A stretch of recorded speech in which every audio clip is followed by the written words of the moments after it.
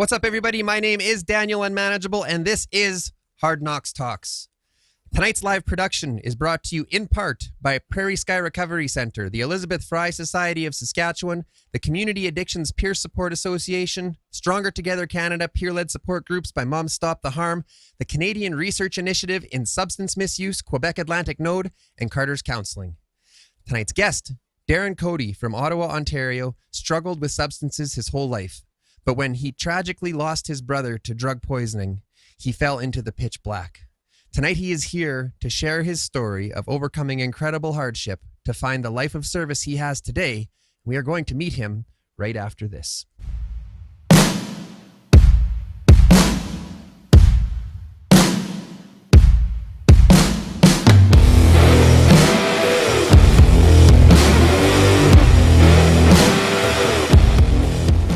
I spent 23 years living in addiction. 16 of those years, I worked as a Red Seal tradesperson in Saskatchewan and Northern Alberta. During that time, I made many mistakes and took more than a few hard knocks. I went from tradesman to business owner to hiding from gang members and dumpster diving. But with that lived experience, I've decided to try and make a change. I've dedicated my life to raising awareness and promoting change in the fields of substance use and psychological health and safety.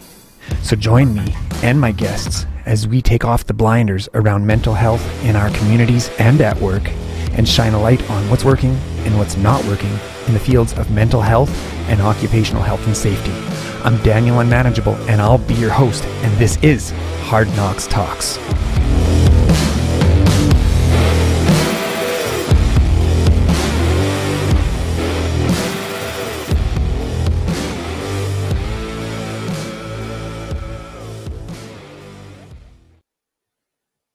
Okay, it is time to bring in Darren. What's up, Darren? How are you? Hey, Dan. Doing excellent. Thank you. What about yourself? I'm doing wonderful. Actually, my voice is a little hoarse because I talk too much shit about Dylan in the countdown. And my voice, I have to be quiet now or I'll start coughing. It was worth it, though. I'd do it again. There were some pretty good jokes, I have to admit. Sorry, Dylan. Dylan wrecked Hard Knocks Talks. Dylan's fault. Yeah. So is there anything that you'd like to say tonight before we dive in? Well, I would just like to say thank you for having me on the show.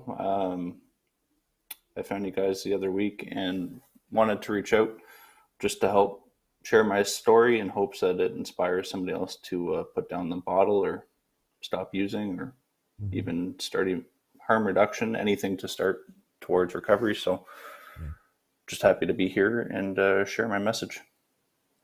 All right, my man, let's go.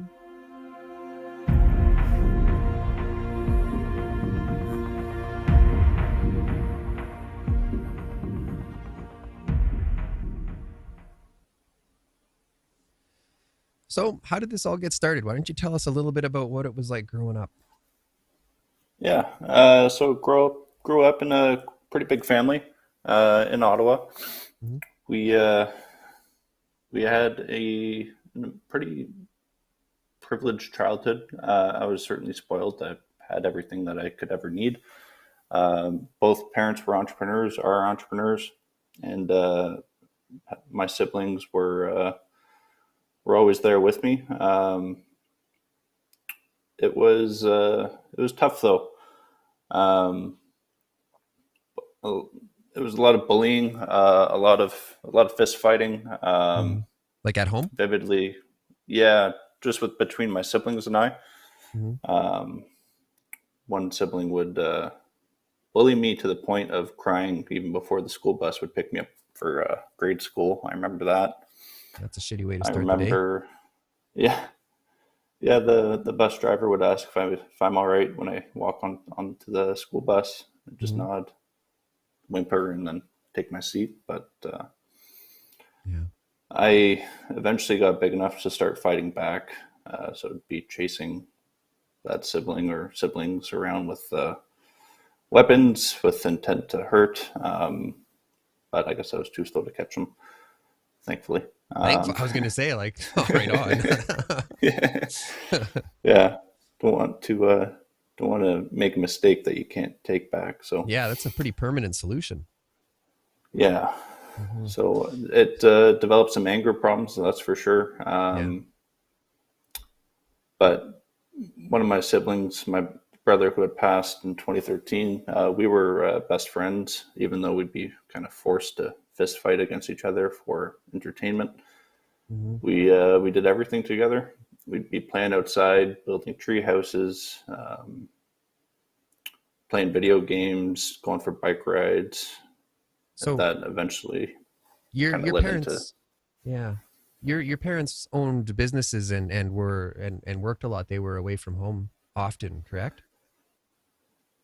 That's what I thought. I had asked them the other night, actually, when I was at dinner, and it was, I guess my dad was out of the house quite a bit working, and my mom was home with us. Thanks to my poor memory. I'm going to stop you right there, and I'm going to tell you, like, my memory, like, I don't remember a good portion of my childhood, and not because I think it was bad. I mean, maybe it was terrible. I don't know, but I don't think it was bad. So it's not, when people tell me one thing one day and then another thing the next day, like, I get it. I do that too. Yeah. I think it's basically anything before grade 7 is mostly black, except grade 6. I do remember getting suspended from grade 6 for selling knives at school. That was my first time getting in trouble and speaking to the police. In grade 6, you were selling. Okay, so how did the weapons violence get started? Like, how tell us a little bit about that. Yeah, it wasn't intended for violence. It was just something cool and fun, and like, I don't know. There was no ill intent at that point. It was just selling pocket knives at school that I'd get sourced from a third party, and just something to make some extra money to buy probably candy at that age. Sorry, when you said knives, I my head automatically went to like Big Bowie Rambo knives and stuff. Oh no, just like little switch pocket knives. The police, the school constable wasn't too impressed by that. Can't imagine. It was my first time getting suspended. Parents were freaking out, and then, but I guess that was kind of the start of my entrepreneurship in a way. That led me into starting to sell cigarettes in grade 7, which is how I started to kind of get my money to get alcohol or buy weed. And how old were you the first time you got loaded? I think 12. I remember I was at my best friend's house. He gave me a shot of vodka, and I'm ashamed as an alcoholic to say that I actually spat it back out. You did? I did not like that. Yeah.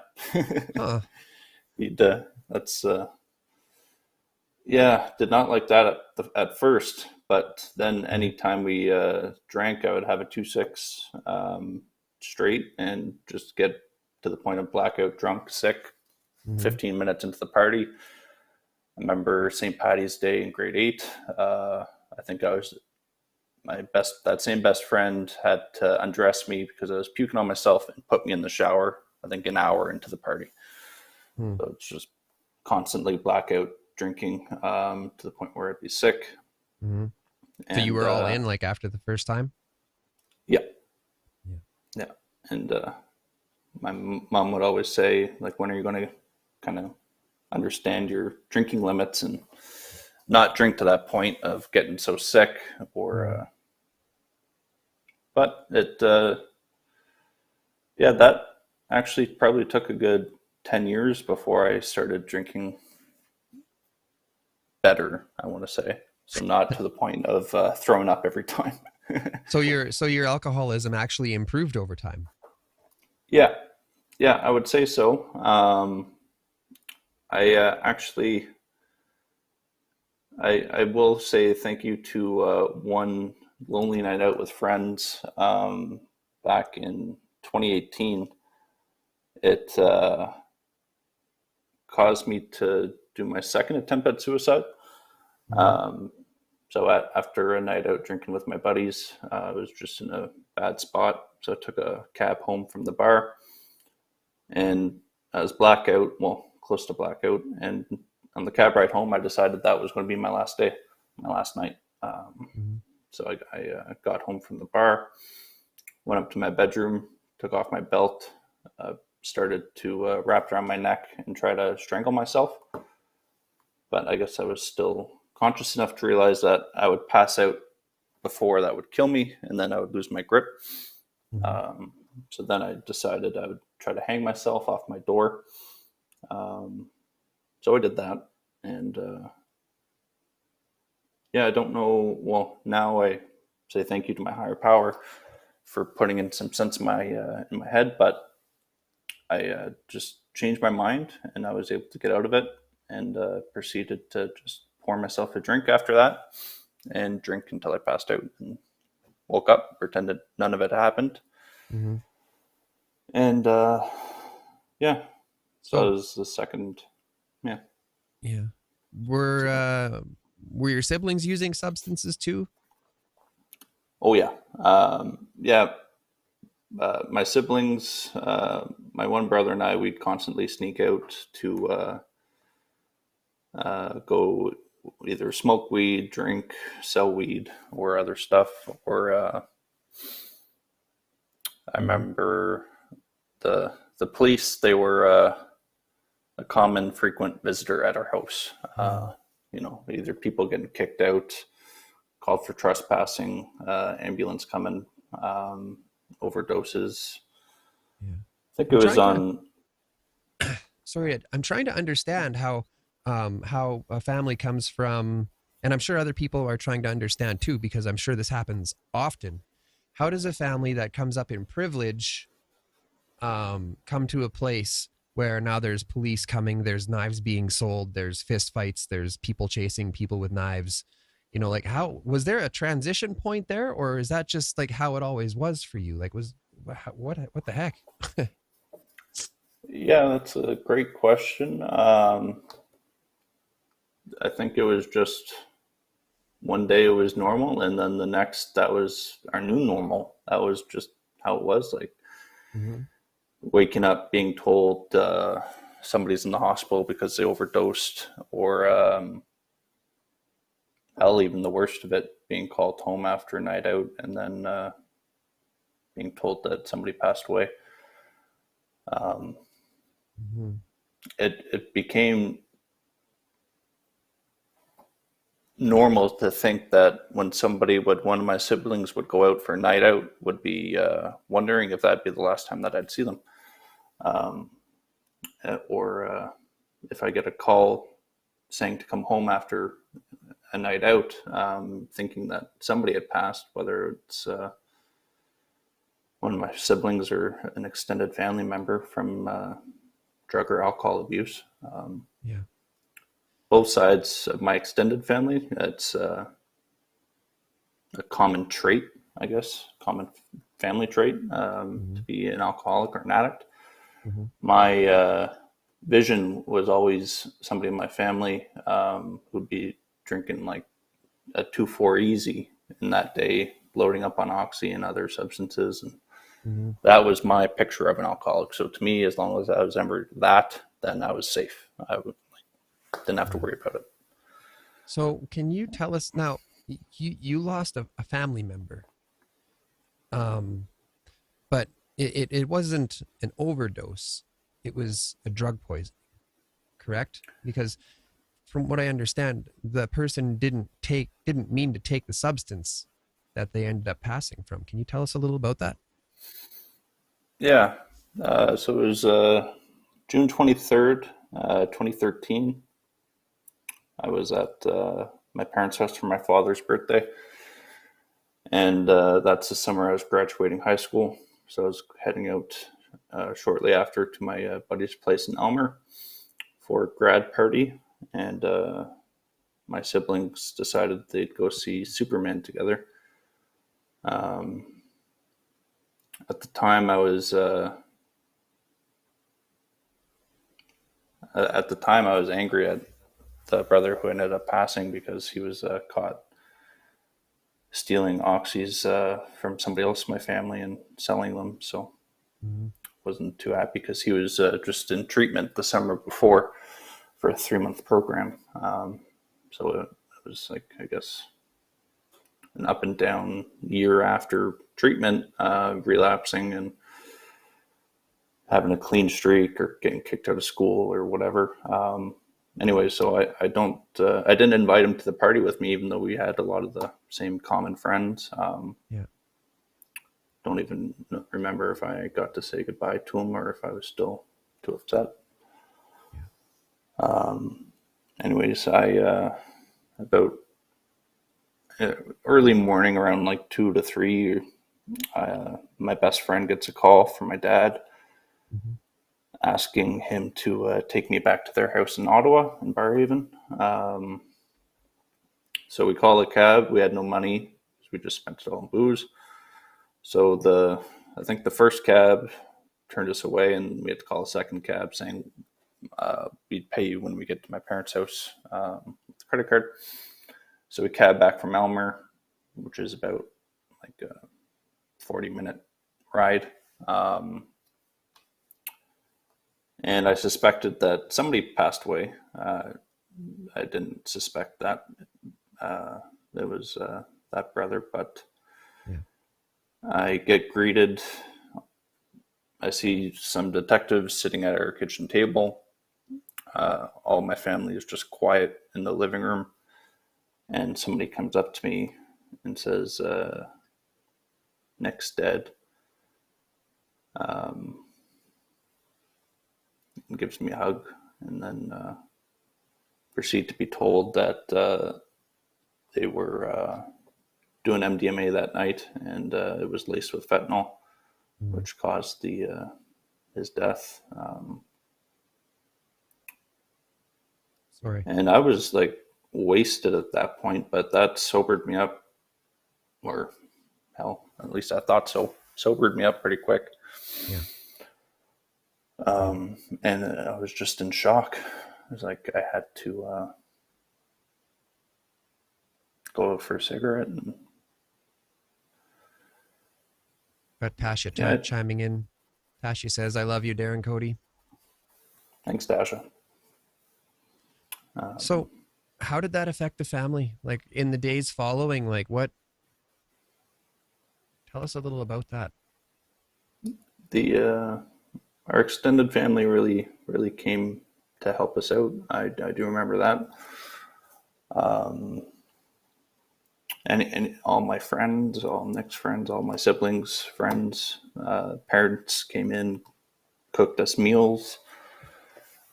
People were over for days just helping my parents organize everything.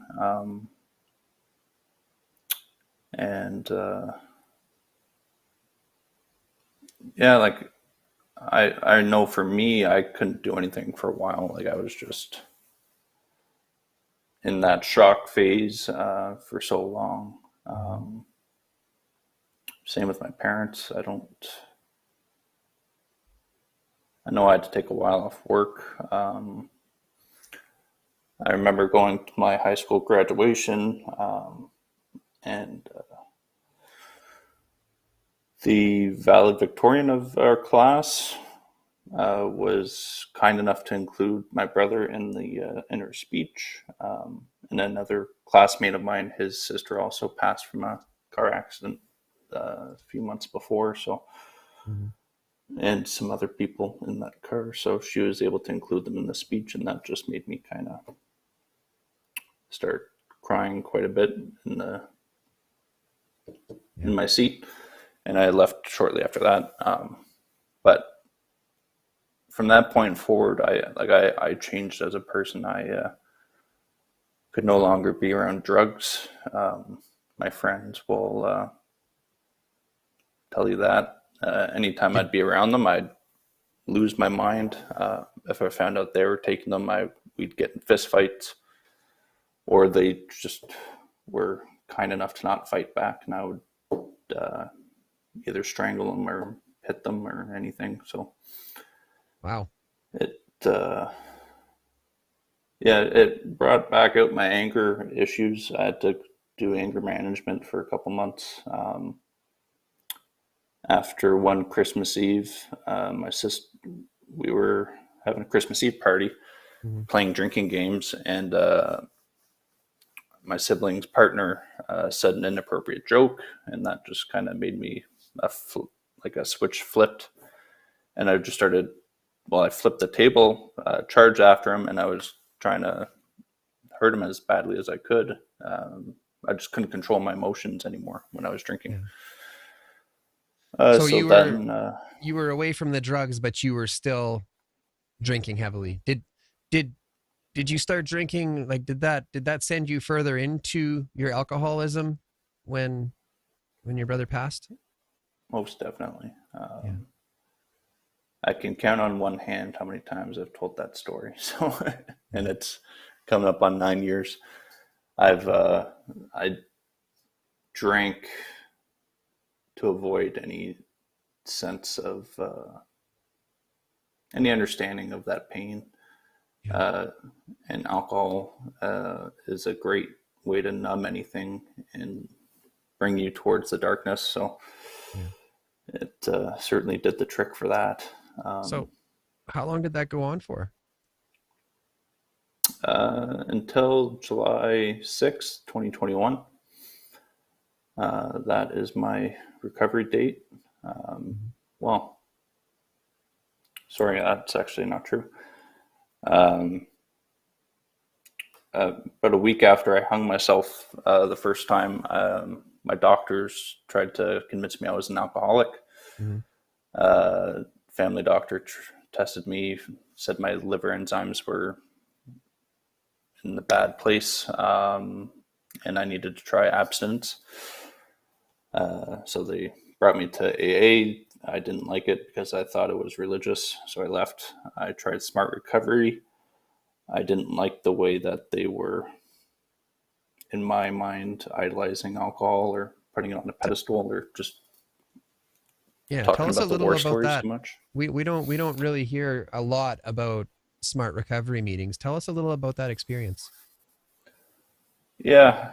It was really just guys talking about how much they would drink, how much they enjoyed the relapse, being able to drink again. Now, it should be said. It should maybe be said that this isn't indicative of all Smart Recovery meetings. No. But this was just your experience. My experience.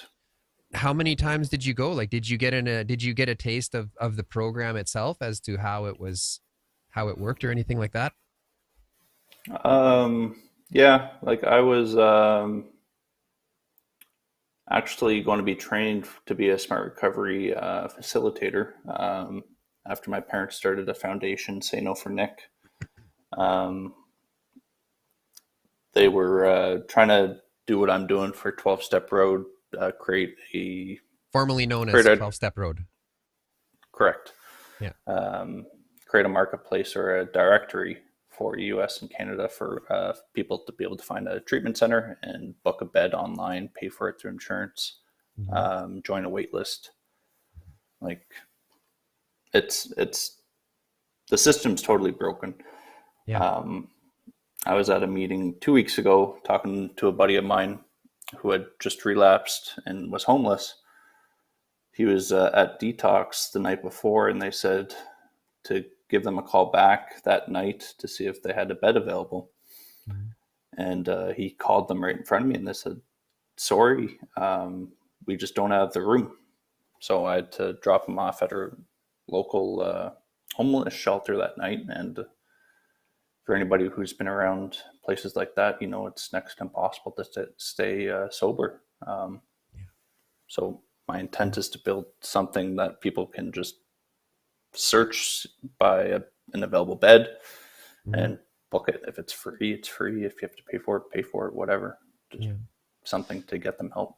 So what finally brought you into recovery?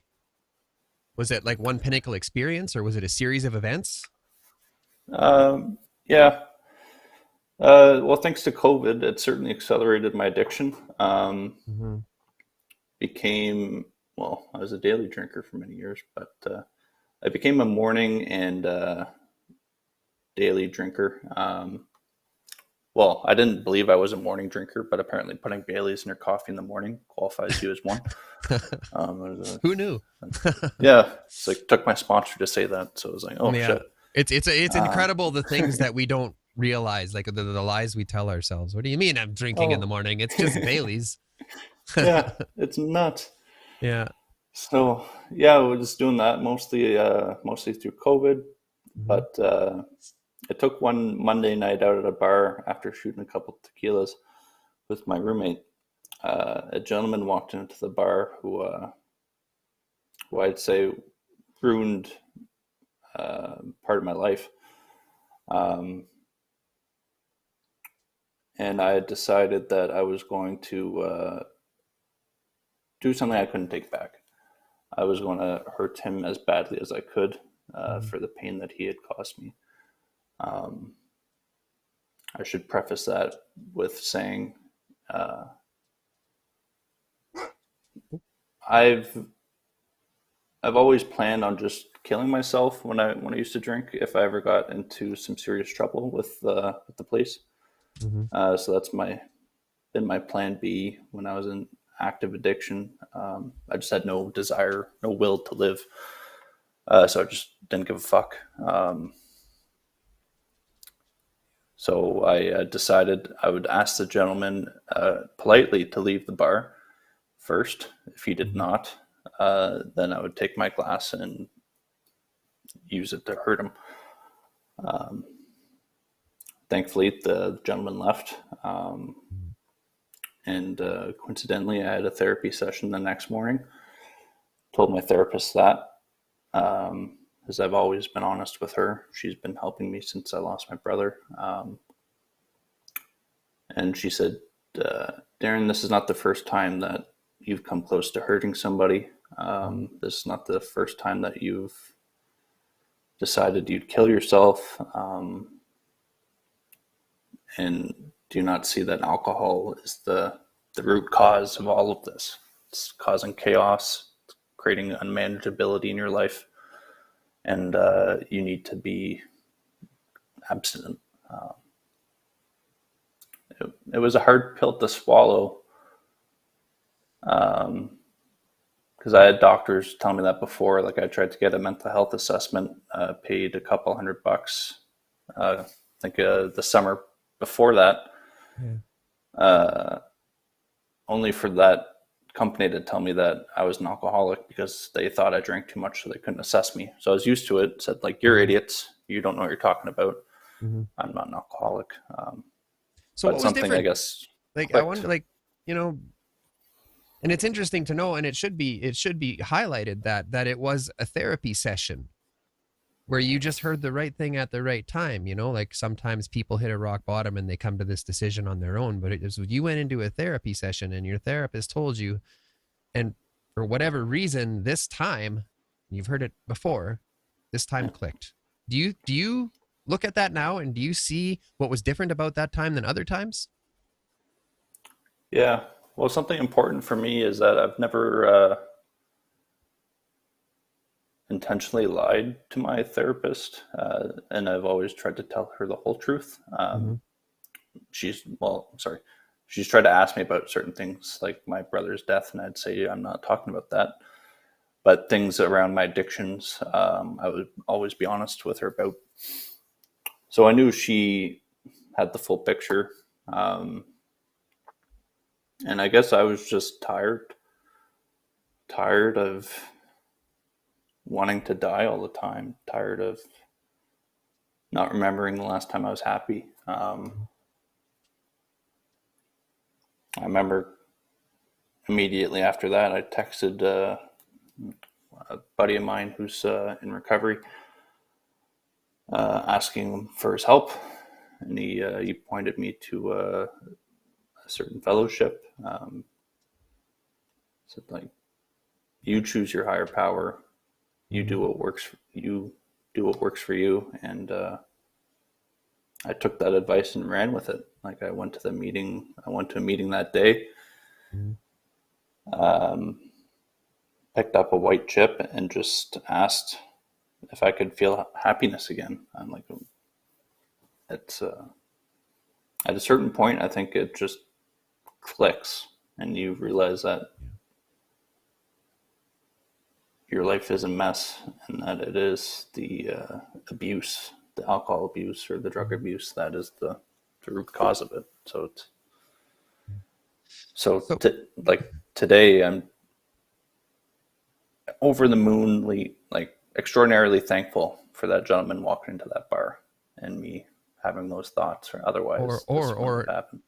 And also extremely grateful that he walked out. Yeah. Yeah. That too. Yeah. Yeah. Wouldn't So, want excuse me. Hang on. Oh, I like to think I'm getting over this cough, but I'm not so sure. So you didn't go to detox or treatment or anything like that? Anything formal? No. At that point,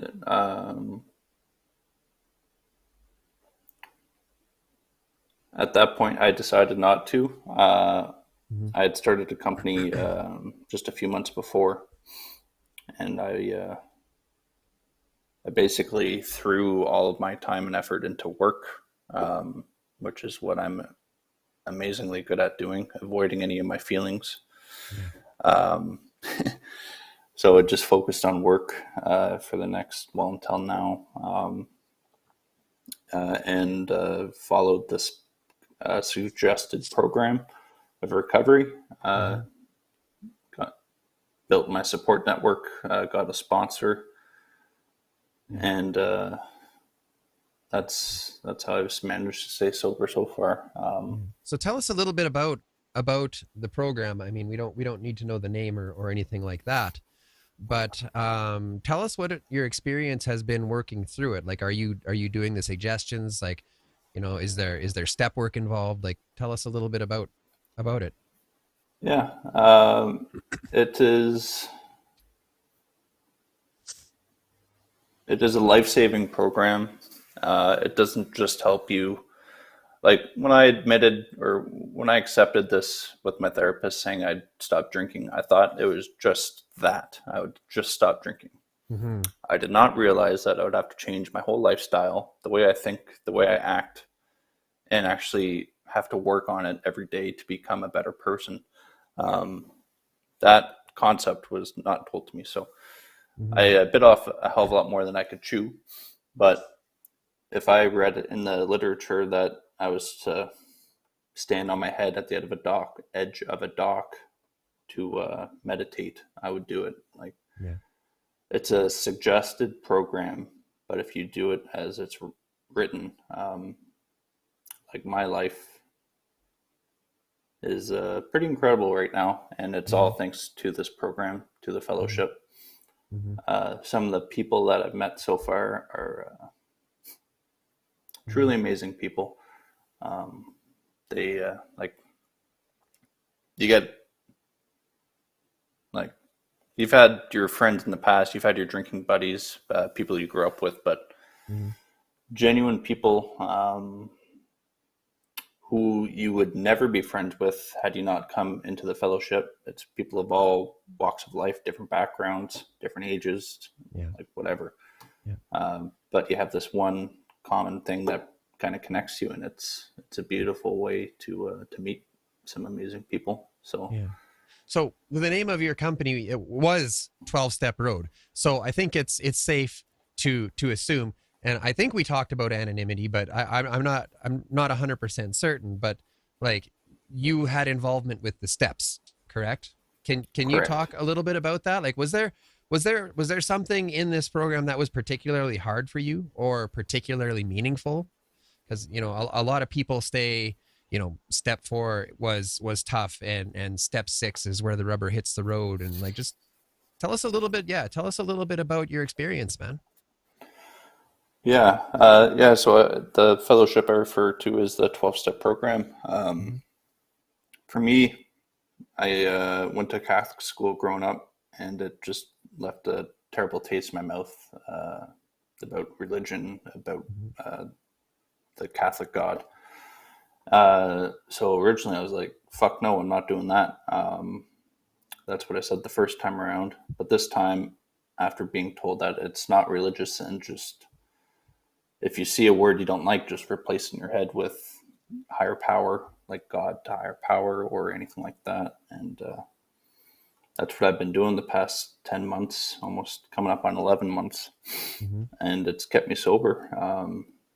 So with that, the hardest step was step 3, which is basically making a decision to turn our will and our lives over to your higher power as you understand him or her or them, it. We don't do that just once either. That's an ongoing thing. That is a everyday you give it away, thing. you take it back. You give it away, no, I want it back. Yeah, until shit gets fucked up, then you give it away again, and then you try to blame God. It's weird. It's like when everything's going perfectly, you don't think about it. It's only when it starts to go bad again that you really bring it up. So it's an active part of the program I try to do every day, along with many of the other steps. But I think it was my second month into recovery, and I was kind of bored on a Tuesday night, and I was like, well, I have a buddy that lives in Halifax. Maybe I'll go see him. So I left at like 6 from Ottawa, drove overnight to Halifax, got there in the morning, listened to the literature on tape, and that's how I came to understand that that's how I kind of connect with my higher power, going on nice long drives. And that's when I did my step 3 on that drive. It's like,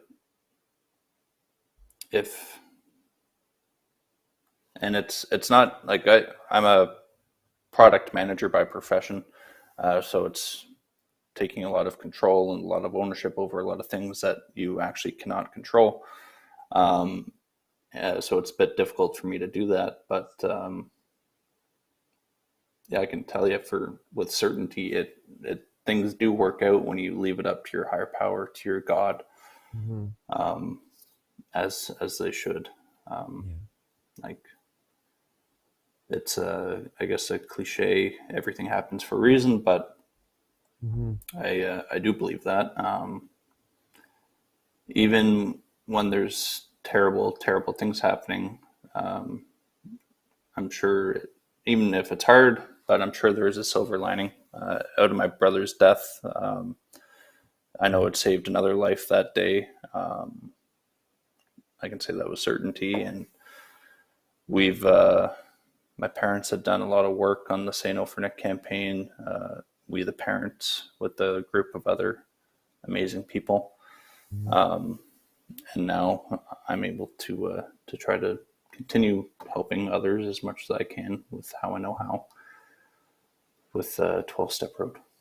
So we got a comment coming in here from Diego. He's saying step 4 is hard but necessary. So I know, like, I did my step 4, my step 5 took 6 hours. Like, my sponsor, after 3 hours, my sponsor's like, Dan, go home and come back next week. We're gonna I did it in 2 parts. So yeah, I had a lot of shit to unload. Poor sponsor. Yeah, I could definitely agree with that, Diego. That was like the first time I've ever truly reflected on what I've done. And for those who don't know, personal sense. Sorry to interrupt, but for those who don't know, step 4 is taking a fearless, moral and fearless inventory. Yes, fearless moral inventory is what it is. So basically, you got to get honest. That's tough. Yeah. So sorry to interrupt you, but I had to throw that in there. Yeah, it was really hard, and like, it brought up a lot of feelings I did not understand. I did not know how to deal with. Like, when I got sober, my sponsor said if I needed it, he would give me a chart with people's faces on it to show me what emotions look like, because my emotional intelligence, I guess, is like 0. Is low. So, like, I just could not identify what these emotions were that I was feeling, and I just did not know how to deal with them. So thankfully I had yes. And I've continued to use it. So, like, to give you an idea, I've been diagnosed with clinical depression, extreme anxiety, I guess suicidal ideations, and bipolar. And it was only, I think, 2 months ago I could actually identify what the anxiety feeling was. I'd numbed it for so long with alcohol, and I was like, oh, wow, this sucks. And now that I'm more aware of how it feels, or I was only recently told that from my family doctor about the bipolar disorder, but without the alcohol, you're able to actually interpret and understand what's going on in your mind and your body. And then you could treat them effectively depending on your desired treatment method. I use medication, therapy, and the fellowship and the steps to keep me on solid ground. So did you get through the steps? Yeah, working on wrapping them up right now. There was a lot of hard ones. Like everybody, you want to jump up to step 9, which is the amends step. He comes screaming out of treatment or screaming out of wherever. I gotta go say sorry right now, and it's so selfish and self-centered. You know, like, we want to go and feel better, right? We want to go and we want to say sorry so that we can feel better. But sadly, that's we are steered away from doing that with great vigor most of the time. They are written in order for a reason. Absolutely, yes. To do them in that order. But yeah, like a lot of times, like if you've been to a meeting, like, and you've picked up chips, the person presenting the chips will often tell a little story between, like, months, or your desired chip, first month 3, 6, 9, and 12, when you get your medallion for the 1 year. But there was a lot of chips that were super hard to pick up, but none were harder than the first desire chip, which is what you pick up alone, and then your fellowship will help you pick up the rest. And that was something I needed. I've never heard that before. That's profound, man. I've been to a lot of meetings and I never heard that before. Yeah. Oh, I like that. I like that a lot. Yeah, I can say with certainty, the only reason I am sitting here today talking to you and everybody listening is because of one gentleman showing me kindness during that first meeting, and he told me that. He said, we will help you pick up the rest of your chips. Keep on coming back. And that helped give me some hope that I haven't had for so long. Got another comment coming in here. Diego again. Diego, thanks for being so active tonight. He says, everyone who's picked up a white chip, put your hand up. Oh, yeah. Yes. Right here. Anyone who's anyone who's has more than a year is what I'm used to putting my hand up for. That was a great day that day. And then I expected my whole world to change when they're like, you know, but they hand you your 1 year, or they hand you a chip, and then you go to bed that night and you expect to wake up different the next morning. You know, and then you wake up, you're the same. It's like, God damn, the chip didn't work. Yeah. Must be broken. Yeah. So you're not quite at a year yet, correct? I'll be a year in July, start of July. So a month and a bit to go. I like that first month was like the slowest painful month I've ever experienced. So I hadn't gone more than 24 hours without a couple drinks in years since the last time of getting dry. But now looking back, this year has flown by, and so many amazing things have happened. It's like I was just listening to a book called Think Again by Adam Grant. And to put it simply, you don't know what you don't know. Like, it's called, there's a term for that. It's called unconscious incompetence. Okay. Well, thank you. It's a thing. For teaching me that. I did not know that. It's a thing. Yes. I learned that when I was becoming a safety practitioner. Don't be mad because they don't know what they don't know. It's called unconscious incompetence. Yeah. Yes. So. And it couldn't be more true. Like, if you would have told me last of my life, could be like, no, that's simply impossible. Like that can't happen. But great things happen. Yeah. Cool, man. What else? I think we covered all the bases.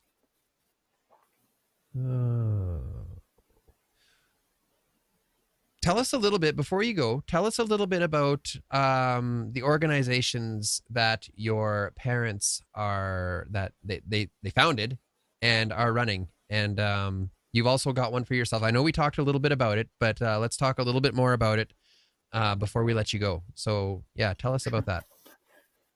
Yeah, so we started saynofornick.ca. They've lost steam on it because they're too emotionally draining for everybody involved. But they had done some amazing work.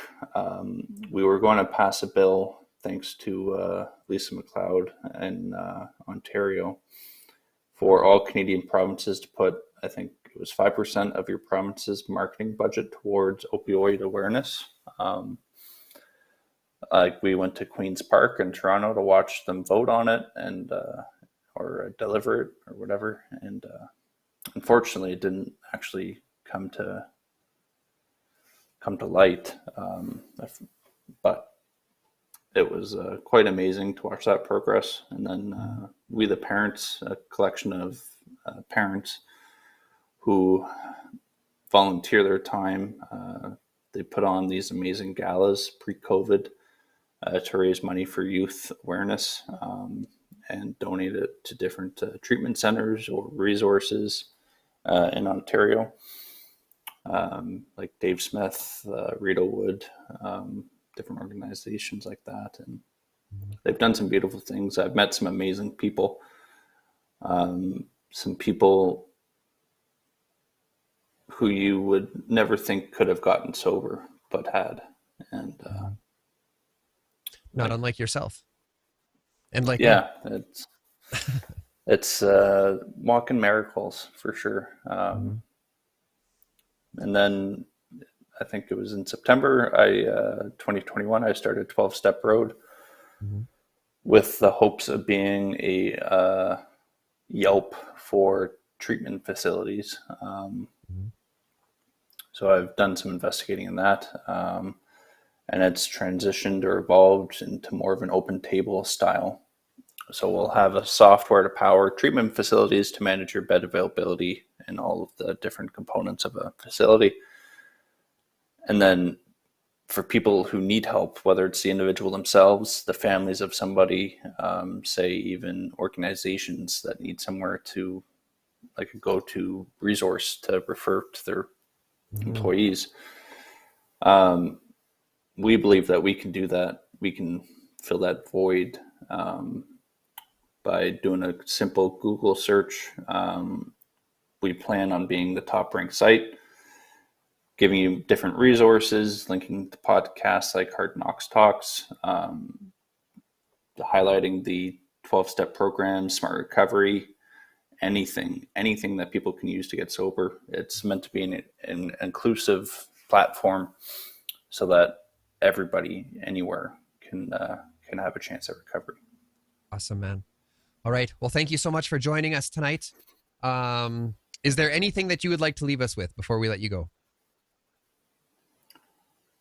I would just like to say, even when it is very dark and you can't see or sense any hope, there's somebody that's willing to listen, and sharing your experience can help somebody else through a dark time. So share your story, help spread the awareness. Thank you, Dan. Awesome. Okay, man, we'll let you go. Take care, my friend. Thank you.